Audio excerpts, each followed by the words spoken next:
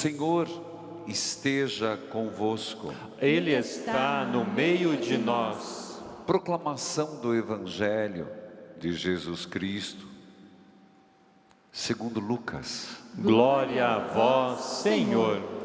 Naquele tempo, algumas pessoas comentavam a respeito do templo, que era enfeitada pelas pedras e com as ofertas votivas. Jesus disse: vós admirais estas coisas? Dias virão em que não ficará pedra sobre pedra. Tudo será destruído. Mas eles perguntaram: Mestre, quando acontecerá isso? E qual vai ser o sinal de que essas coisas estão para acontecer? Jesus respondeu: cuidado, para não ser desenganados, porque muitos dirão em meu nome, dizendo sou eu, ou ainda, o tempo está próximo. Não sigais essa gente. Quando ouvirdes falar de guerras, revoluções, não fiqueis apavorados.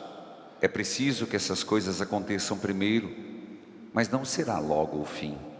E Jesus continuou: um povo se levantará contra outro povo, um país atacará outro país. Haverá grandes terremotos, fomes e pestes em muitos lugares. Acontecerão coisas pavorosas e grandes sinais serão vistos no céu. Palavra da salvação. Glória a vós, Senhor. Que a palavra de Deus perdoe os nossos pecados. Amém.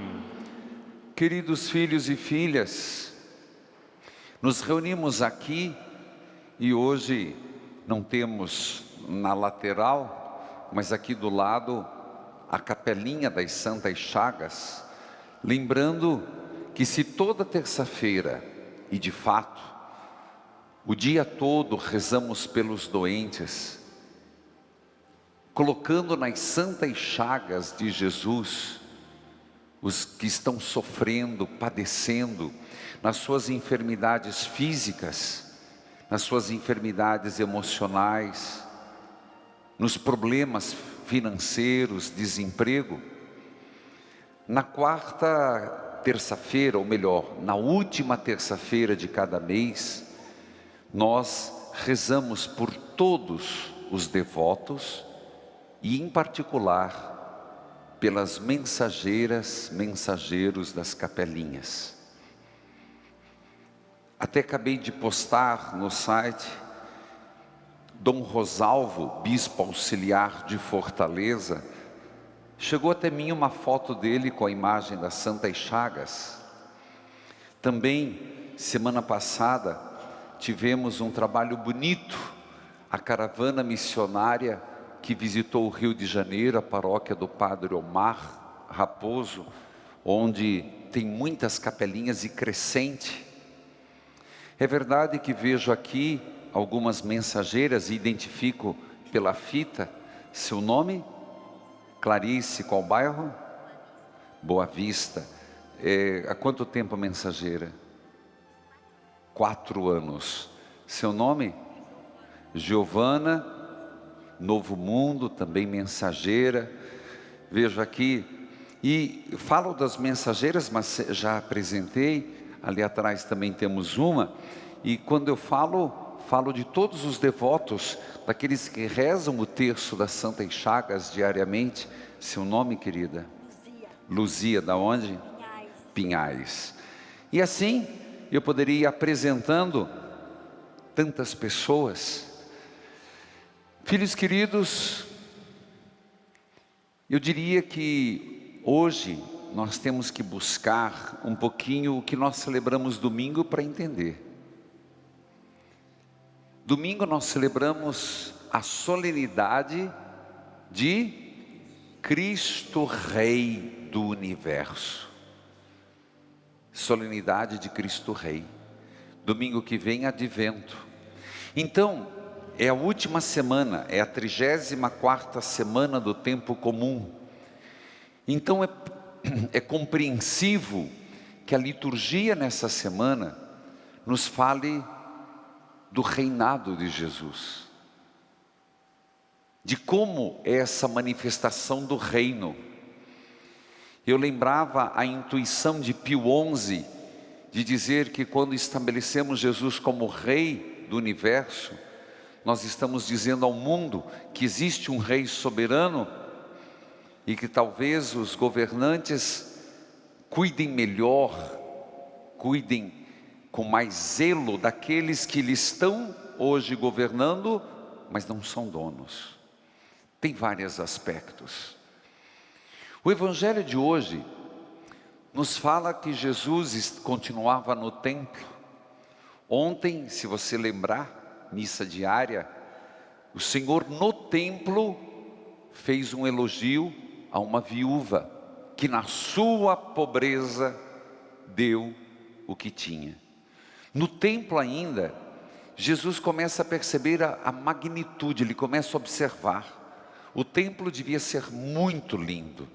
Tanto o primeiro templo, que foi construído por Salomão, quanto o segundo templo, que é o que Jesus estava admirando, que foi construído 42 antes de Cristo pelo grande Herodes. Foi um presente para os judeus.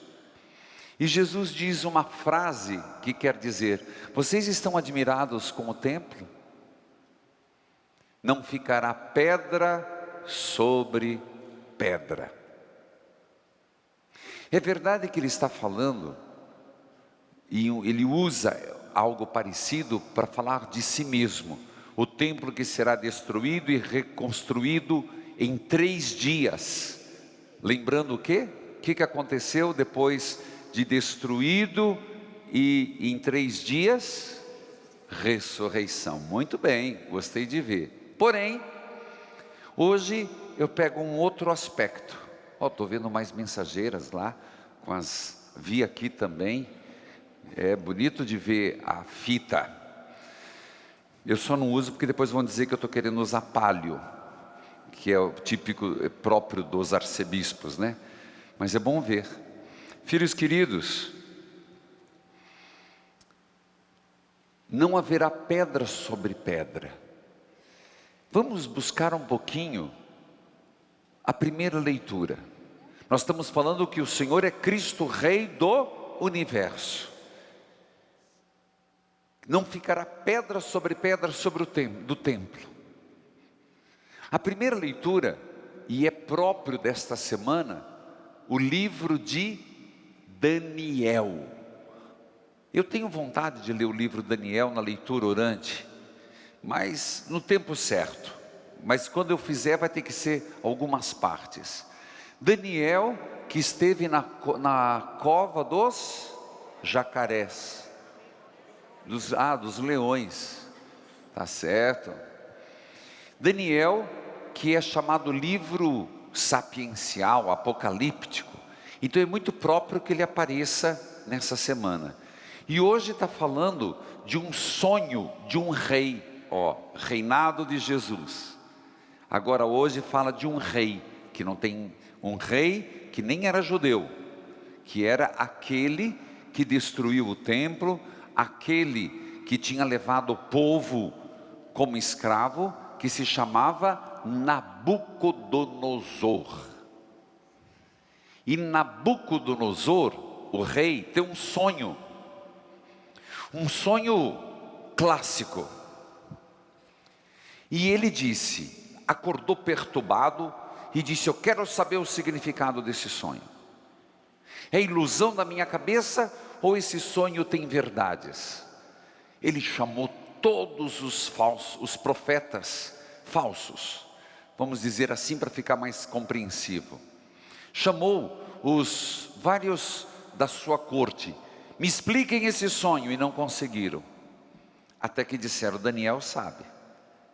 Impressionante que Daniel diz: o sonho é verdadeiro e vai se realizar. E a interpretação é esta. Qual foi? Vamos lembrar. Uma grande estátua, feita de barro, barro cozido, que mais tinha? Ferro, ouro, bronze. E de repente uma pedra, sem ninguém empurrar, pequena, se desloca, vem, bate na estátua, a estátua cai inteira, vira pó. E aquela pedra vira uma grande montanha. Daniel vai dizendo: tu és um grande rei, mas o teu reino vai cair. Claro, todo mortal cai. Aqui você entende Jesus, o Rei dos Reis, ao mesmo tempo dizendo que, meus irmãos, todos os grandes reis, todas as pessoas importantes, eu pregava domingo sobre isso, e a semana inteira vale a pena a gente lembrar. Tudo aquilo que a gente acha que aqui nesse mundo é poderoso, é um império. O império do dólar, o império do ouro, o império da China, o império, tudo passa, tudo vira pó. O reino do Senhor não. Por isso, Daniel, e aqui quero chamar a atenção, que Daniel diz que o barro é o nosso lado humano. Frágil, meus irmãos. E é a mais pura verdade. Nós podemos nos periquitar de muito jeito. Você pode colocar muito acessório, mas não tem como fugir que isso aqui é barro. Não é barro, padre, é carne, mas você entende o sentido. Isso aqui é pó. Você pode por um tempo, e isso é muito importante para compreendermos o senhorio de Jesus. Não é desprezando a carne, não é desprezando o barro, mas é nós percebermos que na nossa própria edificação, então tem o sentido também da estátua, sim, na nossa própria idealização, nossa própria construção, nós podemos ser adornados de muitos favores neste mundo, de ouro, de prata, de bronze, mas tudo isso acaba, porque ninguém escapa, ninguém escapa daquela hora em que somos pó e ao pó voltaremos. Isso chega a ser, se não é pela fé, trágico, não, mas ao mesmo tempo é extremamente questionador. Sigamos com Daniel. Ele diz: virá eu não vou adentrar aqui aos reinos que tem nome próprio, ao reino de bronze, ao reino de ferro, ao reino do barro cozido, casamentos que não deram certo e se realizaram, essa visão se realizou, mas ele diz que virá um reino que nunca terá fim, esse reino sempre durará. Aqui eu quero voltar um pouquinho, que o concílio de Nicéia acrescentou naquele creio que nós rezamos domingo, padre, que creio cumprido, que vale a pena às vezes a gente rezar, é o creio niceno-constantinopolitano, que acrescentou: Jesus Cristo morreu, foi sepultado, desceu à mansão dos mortos, subiu aos céus, está sentado à direita de Deus Pai Todo-Poderoso, virá para julgar os vivos e os mortos, e acrescentou o concílio de Nicéia: e o seu reino nunca terá fim. Daniel. Então em Jesus se realiza isso.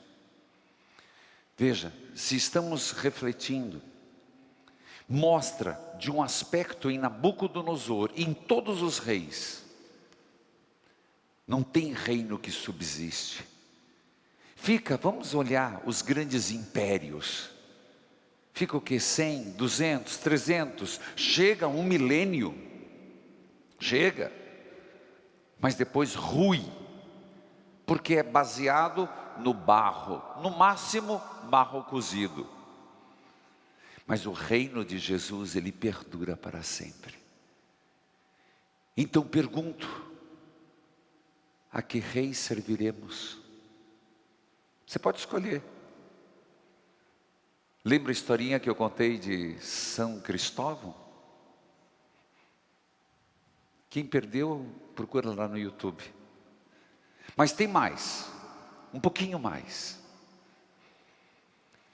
Somos chamados ao que rei servimos, mas se o Evangelho nos fala que o Senhor voltará, quando não sabemos, vai demorar um pouco, não sabemos, mas voltará e o seu reino não terá fim, não vale aquele princípio da carta aos Romanos que nos diz assim, que nós somos chamados a deixar as coisas das trevas, as coisas do mundo, desapegar das coisas do mundo, não com desdém, mas não se deixar apegar pelas coisas e buscar as coisas do alto, uma vida virtuosa, uma vida de luz, uma vida das coisas que perduram, buscarmos aquilo que não vai ruir, aquilo que vai perdurar, o amor, a justiça, a caridade, a ajuda ao próximo. Será que isso para nós também não serve como um sério alerta?